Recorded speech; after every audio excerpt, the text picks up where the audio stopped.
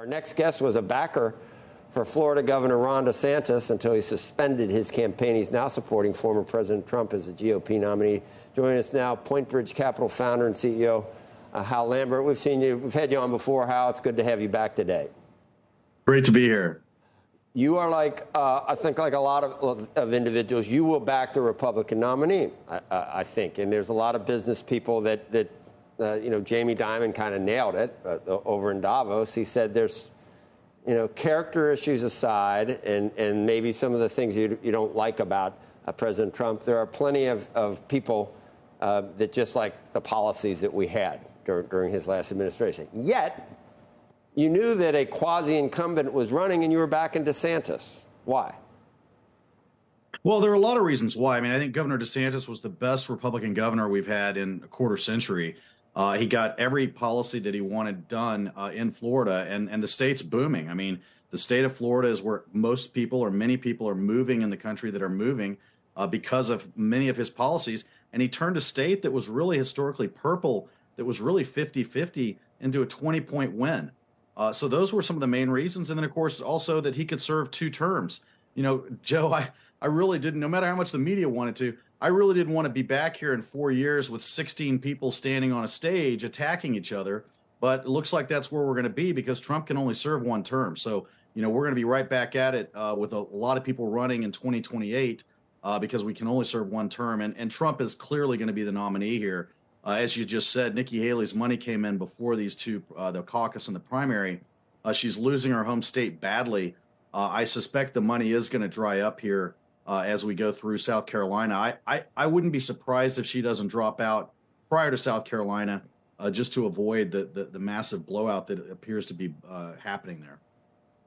Yeah, you gotta love her defiance and her resolve, but if you lose by 30 points in your home state and both senators have endorsed President Trump, it's an exercise that you have to really ask yourself what might be the point. But you just made a point that the vice presidential pick for former President Trump is really big.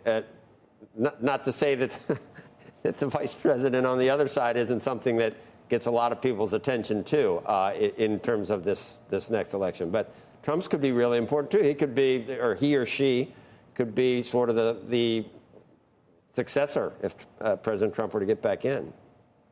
Yeah, it's going to be massively important. I mean, as the age of both Biden and Trump are up there, anything could happen. So the vice presidential pick will be huge. I'm actually currently recommending, publicly that he pick and look at closely Governor Greg Abbott of Texas. I mean, I think he's doing a great job. He understands the border. He understands Mexico. Texas is the 8th largest economy in the world. It's high, a lot of energy there. Obviously, we have the largest energy production in the world. And so he understands that, which is really important. And I think he would open the door to a lot of donors that are kind of turned off by Trump right now. So I think Governor Abbott would be a great choice. Well, I know. Go ahead. I'm sorry. Yeah, no, that was my. I don't know how long we have, but I definitely want to get to some other stuff. But yeah, that's. Didn't mean to cut you off. And Governor Abbott, got his name is in the news a little bit right now, isn't it, with what's happening in all the other Republican governors. But what I wanted to ask you is, so you liked what DeSantis did as governor, and you picked him, you preferred him over former President Trump. Was it just that you liked things about DeSantis, or did you have a problem with certain things about President Trump? And if you didn't have a problem with certain things, why not? Well, no, I think there were other factors too. I think it was going to be more difficult for President Trump to win the general election than Governor DeSantis. I think, he turns out the base of the Democrat Party like nobody else can, including Bernie Sanders. So I think that's a big problem, is the base that they may not be happy with Biden. In fact, they're not. You can tell. But I think many of them will turn out just to vote against Trump. They're not voting for Biden. Right. And so that was a real concern of mine and still is. But there are, you don't have to be a never Trumper. There are some mainstream Republicans that just look at some of the things. I don't know of the 91 counts whether anything sticks. But even in the Journal op-ed pages, they say, look, it's just clear from what we know. I don't know, maybe this is political. Maybe he doesn't get convicted of a felony.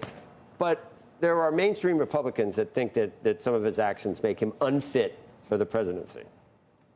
Well, I wouldn't use the term unfit. No, I think a lot of the attacks on him on the justice system is really political. And although, he certainly did some things that egged it on, not turning back over the documents out of Mar-a-Lago. He could have just turned it back over and avoided that, but he didn't do it. So there's kind of this battle mentality that goes on between Trump and the Justice Department, and so they've gone to war, and I don't think it's helpful when it comes to being reelected. Hal, how do you think about all of the cabinet members that have decried this president, his own cabinet members? So Bill Barr saying that he should not be anywhere near the Oval Office. This is his own attorney general. We can go to James Mattis. We can go to Mark Esper. We can go to General Mark Milley. We can go to Rex Tillerson. Kelly. Obviously, I mean, we can H.R. McMaster. I can go through John Bolton, John Kelly. I mean, we can go through a remarkable list of people who know him arguably better than just about anyone, possibly even yourself. I don't mean to suggest you don't know him well, but people who were working with him day in and day out who have a visceral reaction to a view that this man should not be near the White House. Right. I mean, that's true. I mean, there's a number of former cabinet officials that view that view it that way. And I think, a lot of that's because of the relationship soured while they were there. As we may remember, you've never heard Hal, have you ever heard anything like that in your life before from other cabinet? You can go back in history. It's very rare where you'll find cabinet members publicly come out and say, I worked with this person. They should never be near the White House. Well, I don't know how many said that. I think that may be one person that said that. Was that Bill Barr?